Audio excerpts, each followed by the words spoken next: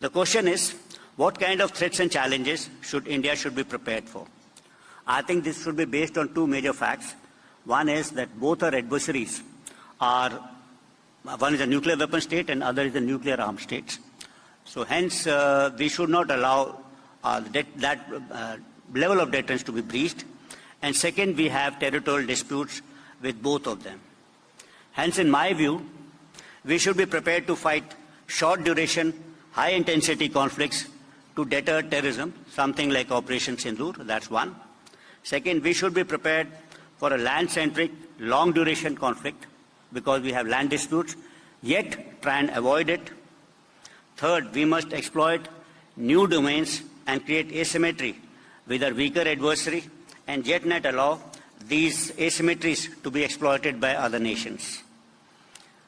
Terrorism and grey zone warfare maybe will remain a threat and will require both defensive and offensive response. Today, we are at a cusp of a third revolution in military affairs, and I have been calling it convergence warfare. This is happening because a number of technologies are simultaneously affecting the nature and character of warfare both. Earlier, there were few technologies were influencing how wars were fought, but today there are a number of technologies. It could be artificial intelligence, machine learning, edge computing, quantum, hypersonics, advanced materials, robotics. So a number of them are influencing warfare together. And this is going to change the speed of warfare. So as Indian Armed Forces, we must attempt to maintain technological asymmetry in new domains to remain combat ready.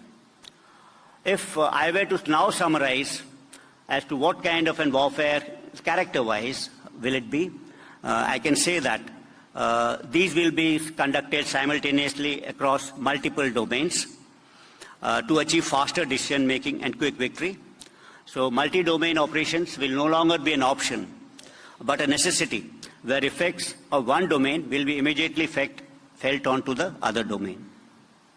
Multi-domain operations will also require multi-domain capabilities and cross-domain control, command and control. This will require extensive coordination and control between not only Army, Navy and Air Force, but also cyber forces, space forces, and forces which are operating in the cognitive domain. As I said, warfare in the new domains is faster and smarter. It's also shorter in duration, and the tempo of that warfare is very, very high.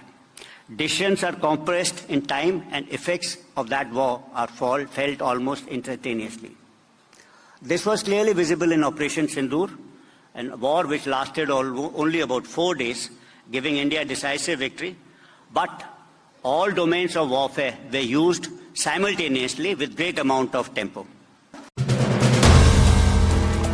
If you like the video, do like, comment, share and subscribe.